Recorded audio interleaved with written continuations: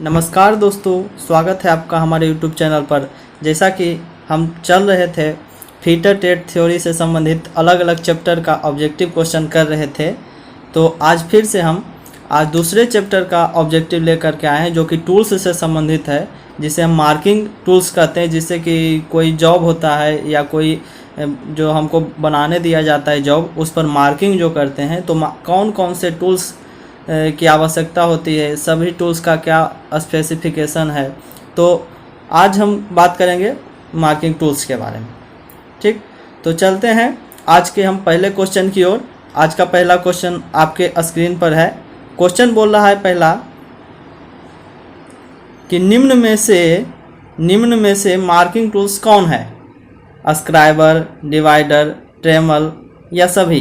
तो आपको बता दूं कि जो स्क्राइबर है यह भी मार्किंग टूल्स है, डिवाइडर भी मार्किंग टूल्स है और ट्रेमल भी मार्किंग टूल्स है। सभी का अलग अलग काम है। स्क्राइबर से हम रेखा खींचते हैं, डिवाइडर से हम दो भागों में बांटते हैं लाइन को या पैरेलल लाइन खींचते हैं, और ट्रेमल से हम बड़े व्यास का वृत्त बनाते हैं। तो इसका सही आंसर क्या हो जाएगा? Option D. ठीक, तो चलते हैं अब हम अगले क्वेश्चन की ओर। अगला क्वेश्चन आपका बोल रहा है पंच किस धातु के बने होते हैं? जो पंच होता है एक मार्किंग टूल्स है, जो कि हम मार्किंग मीडिया लगाने के बाद उस पर जब हम उसका मार्किंग कर लेते हैं, तो मार्किंग को पक्का करने के लिए क्या करते हैं? मार्किंग को पक्का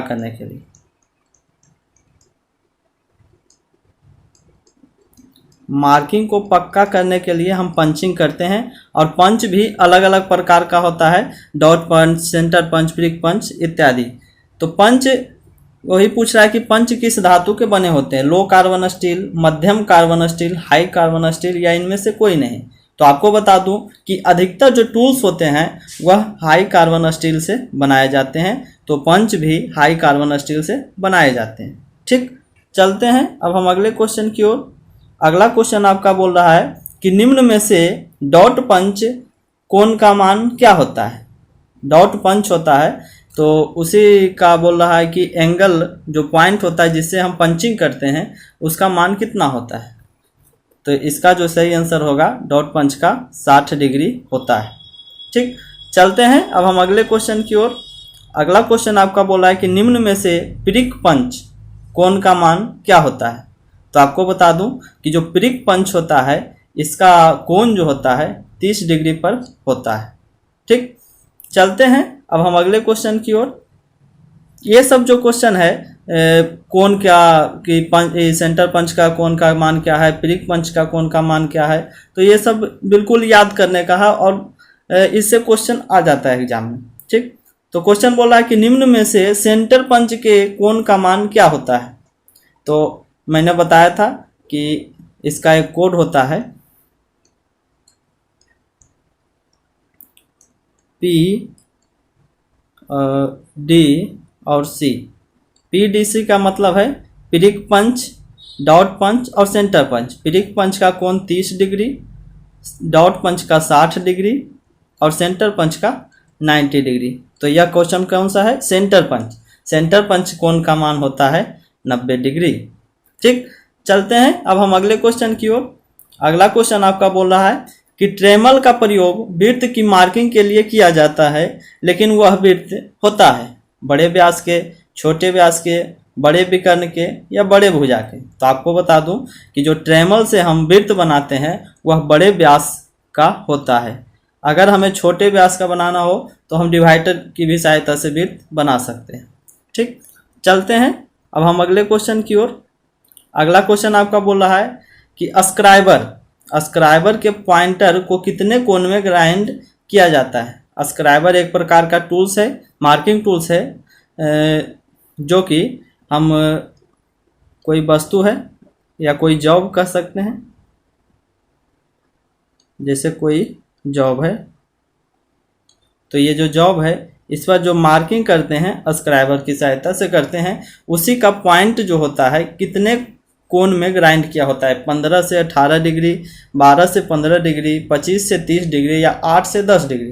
तो आपको बता दूं कि जो स्क्राइबर का पॉइंट होता है वह 12 से 15 डिग्री के कोण में ग्राइंड किया हुआ रहता है। ठीक, चलते हैं अब हम अगले क्वेश्चन की ओर। अगला क्वेश्चन आपका बोल रहा है सरफेस प्लेट किस आकार का बना होता है। सरफेस प्लेट भी एक प्रकार का मार्किंग टूल्स है जिस पर रख करके हम मार्किंग करते हैं। ठीक, या तो ही पूछ रहा है कि उसका आकार कैसा होता है, वर्गाकार, त्रिभुजाकार, वृत्ताकार या पंचभुजाकार। तो आपको बता दूं कि सरफेस प्लेट जो होती है उसका आकार वर्गाकार होता है। ठीक, चलते हैं अब हम अगले क्वेश्चन की ओर। अगला क्वेश्चन आपका बोल रहा है कि निम्न में से ऑटोमेटिक पंच का कोण का मान कितना होता है। तो यहाँ पर एक और पंच आया, कौन सा, ऑटोमेटिक पंच।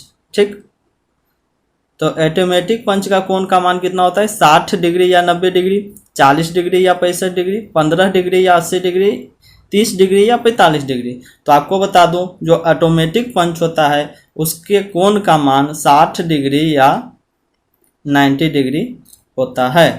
ठीक, तो आप बिल्कुल इसको याद कर लीजिएगा, इसमें कोई समझाने का रूल नहीं है, तो इसको आप बिल्कुल बढ़िया से याद कर लीजिएगा, डायरेक्ट क्वेश्चन आ जाता है। ठीक, चलते हैं अब हम अगले क्वेश्चन की ओर। अगला क्वेश्चन आपका बोल रहा है कि कॉम्बिनेशन सेट का साइज किससे लिया जाता है। यह भी कॉम्बिनेशन सेट भी क्या है, एक मार्किंग टूल्स है, और उसी का साइज कहाँ से कहाँ तक लिया जाता है। ठीक, आप अपने बुक में कॉम्बिनेशन सेट को देखिएगा, उसका फिगर ड्रा होगा, तो उसमें देखिएगा वही पूछ रहा है कि उसका साइज कहाँ से कहाँ तक लिया जाता है, सेंटर हेड से, स्क्वायर हेड से, ब्लेड की लंबाई से या स्क्राइबर से। तो आपको बता दूं इसकी ब्लेड की लंबाई से इसका जो है माप लिया जाता है।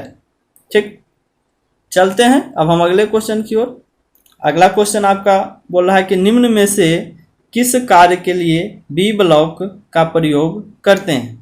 भी ब्लॉक होता है, भी आकार का होता है, जो कि हम उसका प्रयोग किस कार्य के लिए करते हैं वही क्वेश्चन पूछ रहा है। गोल जब को सहारा देने के लिए, त्रिभुजाकार जब को सहारा देने के लिए, आयताकार जब को सहारा देने के लिए, या कोई नहीं। तो आपको बता दूं कि जो ये भी ब्लॉक होता है इसमें हम गोल जब को सहारा देते हैं। ठीक, तो इसका आंसर क्या हो जाएगा, ऑप्शन ए। ठीक, चलते हैं अब हम अगले क्वेश्चन की ओर। अगला क्वेश्चन आपका बोल रहा है कि स्क्राइबर बना होता है, स्क्राइबर किस धातु का बना होता है। तो मैंने बताया था कि अधिकतर जो टूल्स होता है वह किससे बना होता है, हाई कार्बन स्टील, या कुछ जो स्पेशल टूल होता है वो हाई स्पीड स्टील से बनता है। बाकी तो और भी धातु से बनते हैं, तो अलग अलग टूल्स का अलग अलग धातु होता है। तो ज़्यादातर लेकिन जो धातु होता है वह हाई कार्बन स्टील से बनता है। तो स्क्राइबर भी क्या चीज़ से बनता है, हाई कार्बन स्टील से। ठीक, चलते हैं अब हम अगले क्वेश्चन की ओर। अगला क्वेश्चन आपका बोल रहा है कि निम्न में से किस धातु का प्रयोग करके सरफेस प्लेट नहीं बनाया जाता है। सरफेस प्लेट को बनाने के लिए कौन सी धातु का प्रयोग हम नहीं करेंगे इस ऑप्शन में से, कास्ट आयरन का, ग्लास, ब्रास या ब्रोंज। तो आपको बता दूं कि कास्ट आयरन का भी प्रयोग हम करते हैं, ग्लास का भी प्रयोग करते हैं, ब्रोंज का भी प्रयोग करते हैं, लेकिन ब्रास का प्रयोग हम सरफेस प्लेट बनाने में नहीं करते हैं।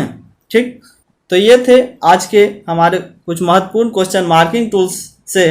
अब अगले वीडियो में हम फिर चर्चा करेंगे मार्किंग टूल्स का कुछ और महत्वपूर्ण क्वेश्चन के बारे में जो कि बच गया है, उसके बाद हम चलेंगे अगले चैप्टर की ओर। ठीक, तो अगर वीडियो अच्छा लगा हो तो चैनल को लाइक करें, शेयर करें, सब्सक्राइब करें। धन्यवाद।